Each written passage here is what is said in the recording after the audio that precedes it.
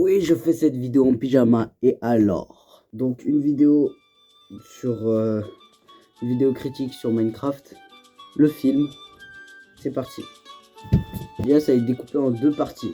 La partie enfant et la partie enfant et la partie ado. Ado adulte. Fan de Minecraft, bien sûr. Donc, en fait, la description de ce que je veux dire est dans le titre. En fait, c'est un bon film pour enfants, mais un mauvais film pour ados et adultes. C'est un bon film pour petits, mais un mauvais film pour grands. Déjà, on va commencer par la vision du petit. Le scénario, c'est un scénario enfantin. Oh là là, la sorcière qui est méchante et qui veut récupérer l'objet magique que les messieurs veulent. Les héros et tout, voilà, un peu cliché, ouais, c'est cool et tout. Ils vivent des aventures, voilà, avec les sbires des méchants qui vont attaquer avec une grande guerre finale à la fin. Ouais, voilà, c'est trop stylé pour un enfant, c'est comme un gosse, ouais. Et aussi, bon voilà, ça va être très court cette vidéo parce qu'il faut des résumés aussi. Pour les ados et adultes, pour les grands. Bah le scénario est pas ouf quoi, il n'y a pas beaucoup de complexité dans le scénario. C'est un peu un scénario bateau, pas beaucoup réfléchi. Du coup c'est un scénario enfantin quoi. Il n'y a pas beaucoup de complexité dans le scénario. Les méchants n'ont pas l'air méchants, par contre les refs ça c'est bien. Mais en fait ça se voit que c'est un jeu c'est un film pour enfants. On pourra jamais satisfaire tout le monde parce que c'est un film pour enfants, sauf qu'il y a aussi quand même beaucoup de personnes qui sont fans de Minecraft, qui sont pas des enfants en fait, qui sont des ados et voilà. Du coup oui, ça fait un peu chier d'avoir des trucs comme ça, un film Minecraft qui est fait pour la majorité alors que la minorité sont quand même très présents quand même. Alors moi personnellement, le film m'a pas trop plu. La scène post-générique en vrai, sur le coup ça fait un truc de fou. Mais en vrai, on s'y attend un peu quand même. En tout cas moi je m'y attendais. Et du coup je vais parler d'autres choses. Par exemple, les évidentes allusions, voilà. Dans les blagues, du coup, parce que ça c'est très présent dans les dessins animés, des trucs comme ça. Les allusions, des choses pas très catholiques, voilà. C'est évident, moi je m'y attendais à ce qu'il y ait des trucs comme ça quand même. Les personnages, là on part sur mon avis. Hein. Les personnages, ils ont pas beaucoup de développement. Après, ça m'étonne aussi. C'est que ce soit aussi c'est un film pour enfants. Mais imaginons. Parce que du coup, en fait, on est bloqué par cette barrière de film pour enfants. Que du coup, ça explique tout, en fait. Le fait que ce soit un peu nul, tu vois. Pour les grands. Mais imaginons, le film ne serait pas pour un enfant. Les personnages n'ont pas du tout de développement. Enfin, très peu de développement. Henry, pour moi, c'est le gars qui a eu le plus de développement de toute l'histoire. En deuxième plus de développement, il y a Jason Momoa, je sais pas comment il s'appelle le gars dans le film. Mais bref, Henry, c'est le gars qui a un peu plus de développement. Pour moi, Henry, c'est le deuxième perso principal. Parce que du coup, on pourrait considérer Steve comme le perso principal. Mais voilà. Steve aussi, il n'a pas un développement. En fait, aucun perso n'a de développement intéressant. Même l'antagoniste, en fait. L'antagoniste, son développement, il est enfantin, quoi. C'est juste moque d'être dans un truc, voilà. Là, c'est un développement très développé pour les autres développements. En vrai, c'est l'antagoniste qui a le plus grand développement de toute l'histoire, en fait. Moi, je pensais que le film était pas fou, quoi. C'est vraiment un film pas très ouf, quoi. C'est un film, tu le regardes pour passer le temps, quoi.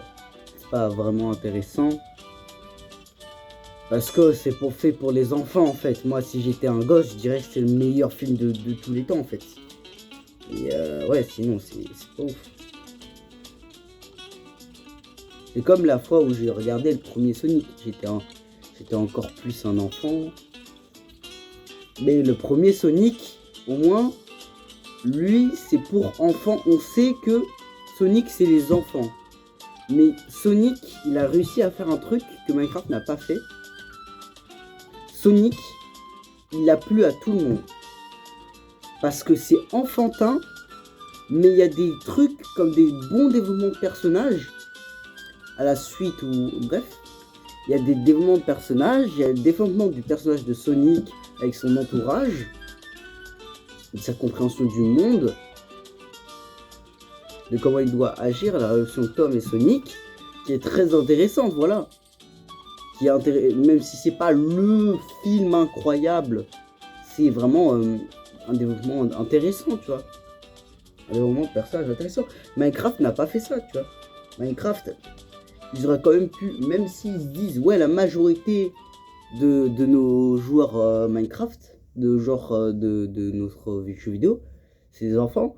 Il y a quand même une grosse partie en fait qui sont des adultes, voire des adolescents, même beaucoup d'adolescents. Donc ils auraient pu faire comme Sonic, où ils savaient qu'il y aurait quand même beaucoup d'enfants, mais pour leur partie adolescente et adulte de la licence de leur communauté, ils ont quand même fait des trucs qui plaisent à tout le monde. Des blagues, des trucs enfantins. Par contre, Sonic, j'ai pas capté. C'était parce que j'étais un enfant quand j'ai regardé le premier Sonic, mais j'ai pas capté tout de suite les. Je sais pas s'il y avait des blagues, voilà quoi. Du coup, il y a des développements de personnages. Il y a les blagues. Il y a l'action, l'action aussi. Dans Minecraft, j'ai pas trop senti l'action. Dans Sonic, ben c'est fou. Même la première scène de Sonic 1, elle est incroyable. C'est de l'action. Parce que Sonic c'est vraiment beaucoup de l'action en fait. C'est sur ça l'action.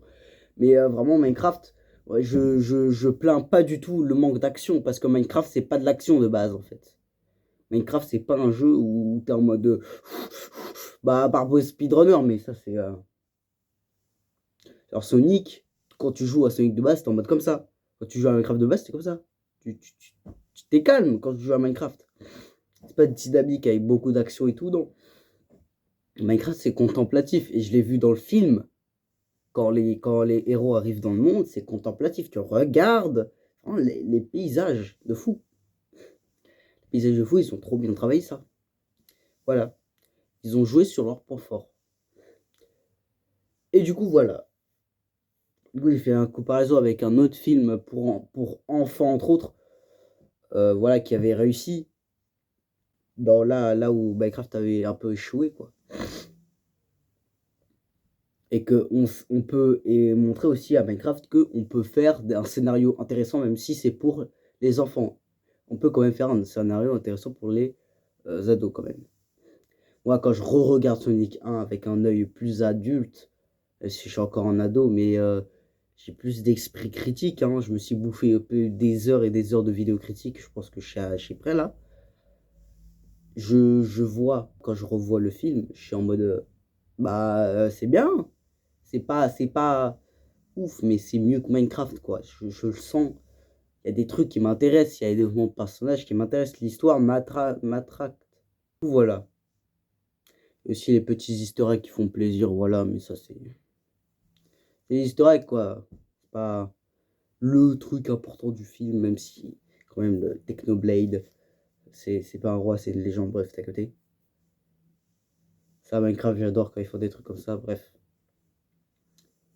Bon, voilà, vidéo critique sur Minecraft qui a été courte parce qu'en fait, je débite tout ce que j'ai à dire et je vais pas faire des analyses de fou sur le truc, des trucs de. Non, petite vidéo comme ça, c'est normal. Et moi, sur ce, je vous dis à plus, mes loulous.